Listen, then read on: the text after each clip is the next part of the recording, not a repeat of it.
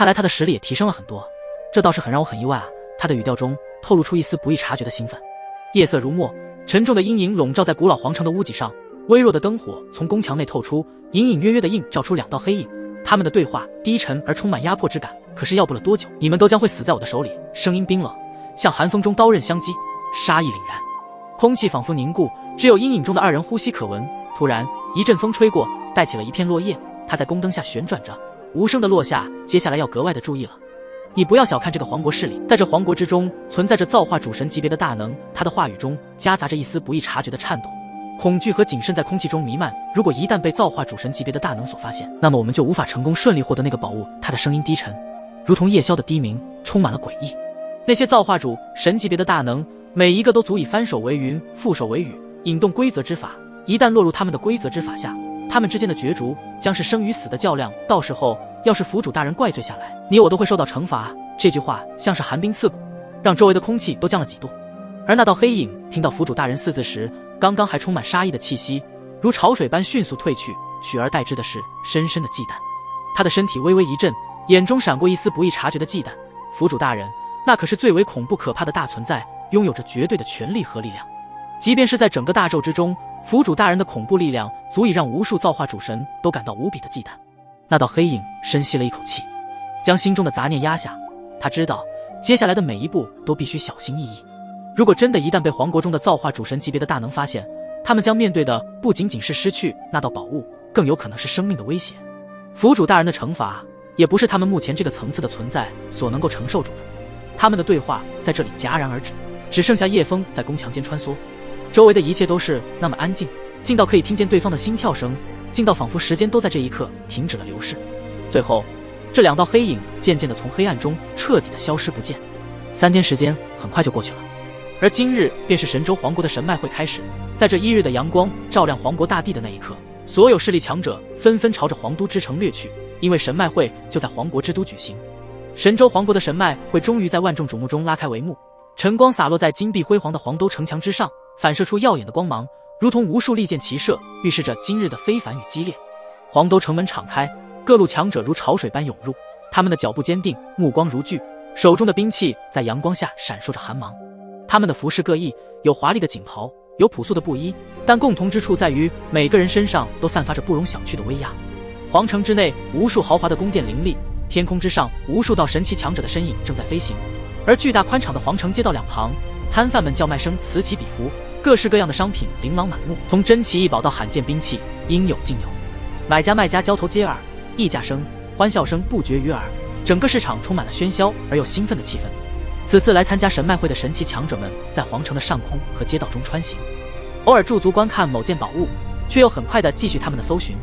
不过这些都不是他们今日的目的，他们今日的目的只有一个，那就是前往神脉会的现场去竞拍那些神脉品。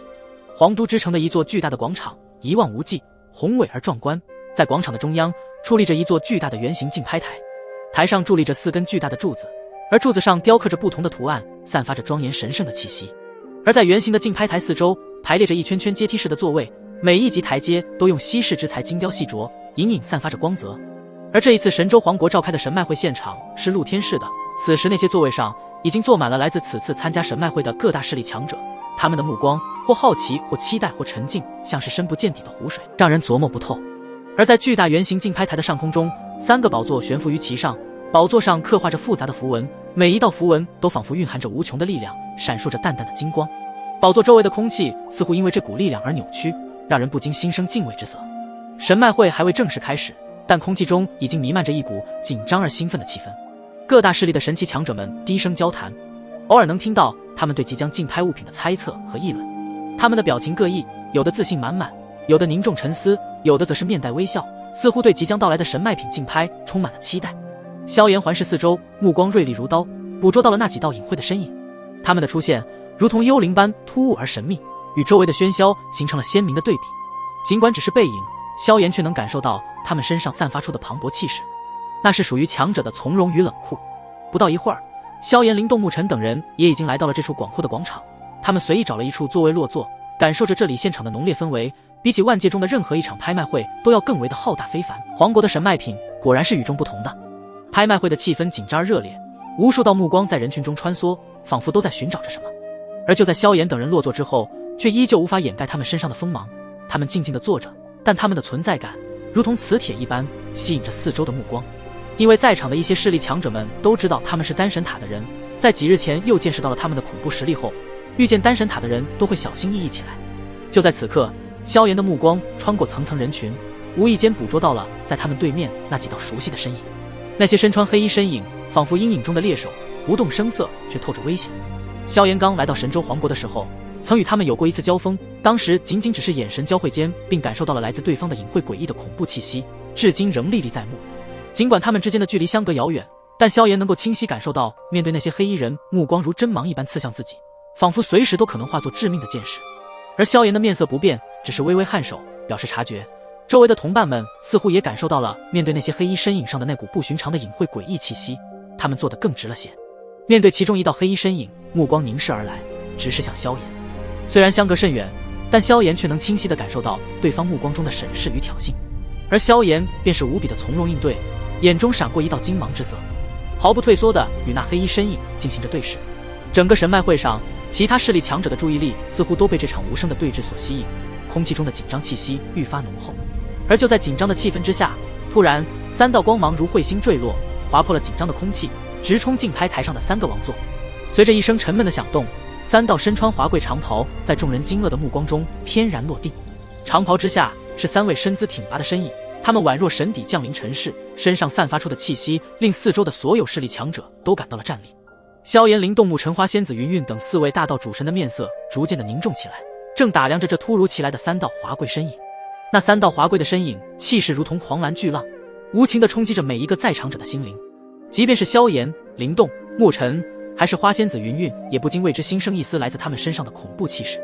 而这三道华贵的身影正是神州皇国的三大君王，众人的目光很快就焦聚在了那三道华贵的身影之上，其中两位身影却是有些熟，其中那两位不是之前见过的吗？人群中立马出现了数道声音，其中一位正是在巨火山口迎接他们的启君王，而一道身影便是他们在皇城大门时迎接他们的那位身姿轻盈，步履之间透露出从容不迫的气质女子。原来她也是三大君王之一。而在中间的那一道华贵身影，她那高大的身影宛如一座巍峨的山岳，仿佛能撑起整个天地。她的眼睛深邃如同星空，蕴藏着无尽的秘密和智慧，闪烁着光芒，既让人不敢直视，又让人忍不住想要探寻更多。当她那双眼睛俯视而下，那双瞳孔仿佛能洞察人心，她的气场无人能及，即便是两边的君王也略逊她一筹。她的存在仍如同皓月当空，无需繁星点缀，已然耀眼。而她便是神州皇国之中仅次于神皇尊上的三大君王之首神君王。在面对着神君王的恐怖气势后，即便是寻常的大道主神见了，也不禁为他的突然出现而感到震惊。